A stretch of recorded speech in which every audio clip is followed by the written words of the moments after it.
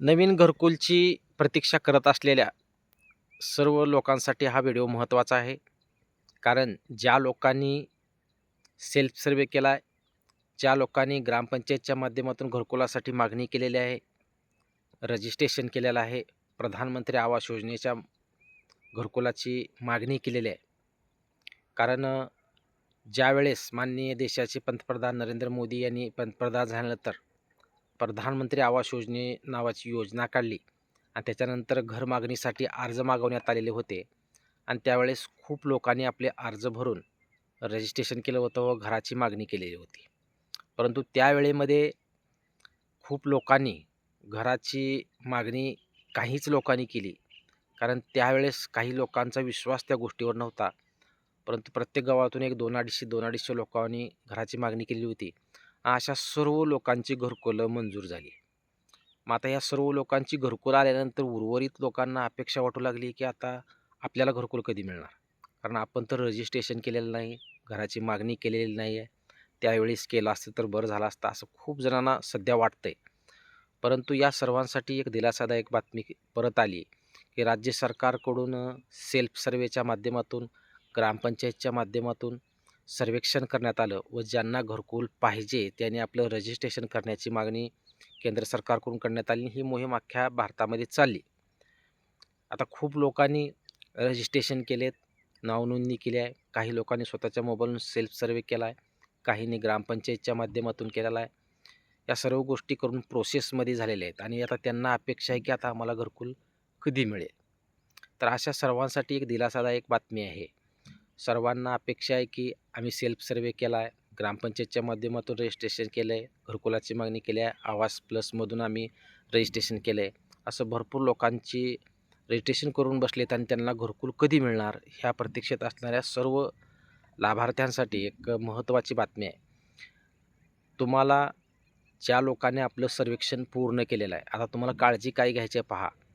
ज्या लोकांनी self survey असो, ग्रामपंचायतच्या माध्यमातून असो, ज्या लोकांनी रजिस्ट्रेशन केलं आहे, अशा लोकांच्या सेल्फ सर्व्हे असो, ग्रामपंचायतच्या माध्यमातून ज्यांनी रजिस्ट्रेशन करून घरकुलाची वाट पाहत आहेत, अशा लोकांचा सध्या क्रॉस चेकिंगचा कार्यक्रम चालू झालेला आहे. त्यामुळं ज्यांनी घरकुलाची मागणी केली आहे सेल्फ सर्व्हेच्या माध्यमातून, कारण हे प्रॉब्लेम ज्या सेल्फ सर्व्हेवाल्यालाच येऊ शकतात. कारण सेल्फ सर्व्हे करत असताना आपलं आधार कार्डातील नाव असो, घरातला एखादा फोटो काढताना फोटो असो, जेव्हा आपण डोळ्यांचा फोटो काढत्या वेळेस झालेल्या चुका असो, या सर्व चुकांची दुरुस्ती सध्या केली जात आहे. आणि ज्यांनी रजिस्ट्रेशन केलं आहे अशा सर्वांनी आता काळजी काय घ्यायचं आहे, क्रॉस चेकिंगला तुमच्या घरी घरकुल योजनेचा एक अधिकारी येईल आणि तो जेव्हा क्रॉस चेकिंगसाठी येईल त्याला योग्य ती माहिती द्या. योग्य तो ज्या काही डॉक्युमेंट आहेत त्या डॉक्युमेंटवरली स्पेलिंग असो, आधार कार्ड असो किंवा घरातल्या एखादा फोटात चुकलेला फोटो असो, तर हे फोटो दुरुस्ती करण्याची प्रक्रिया सध्या चालू आहे. त्यामुळं सध्या प्रक्रिया ही क्रॉस चेकिंगची चालू आहे.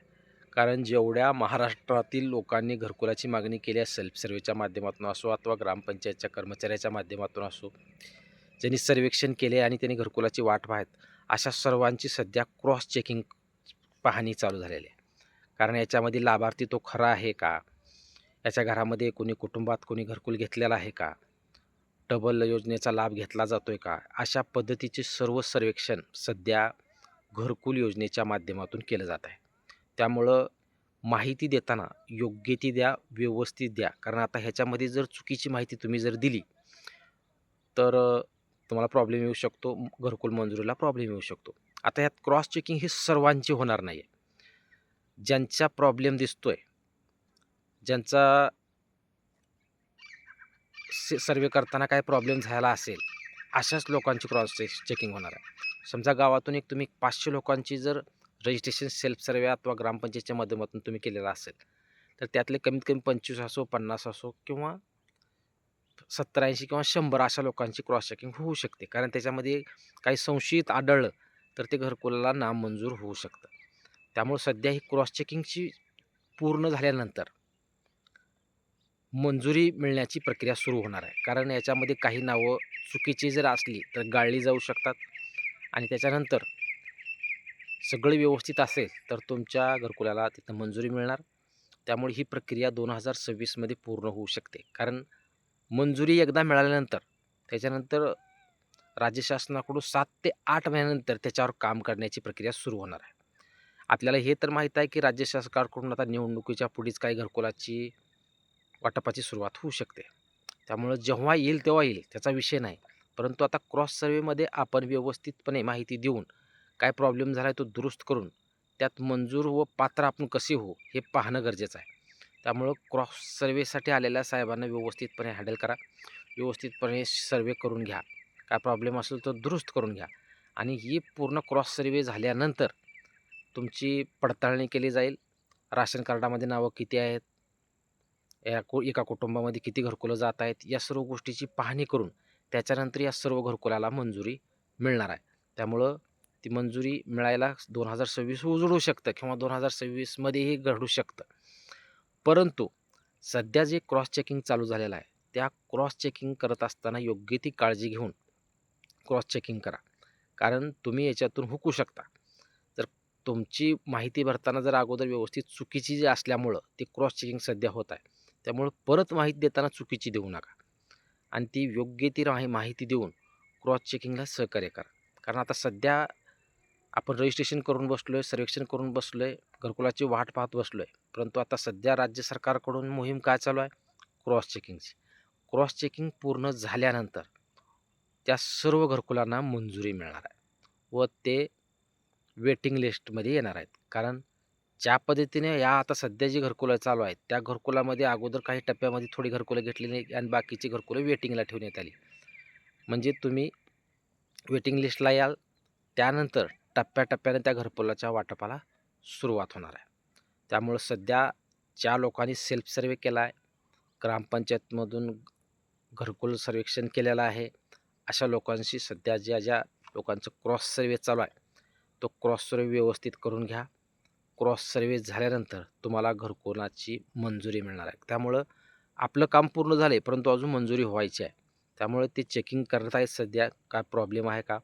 आणि या चेकिंग पूर्ण झाल्यानंतर, सर्वेक्षण पूर्ण झाल्यानंतर त्या सर्व घरकुलांना मंजुरी मिळणार आहे.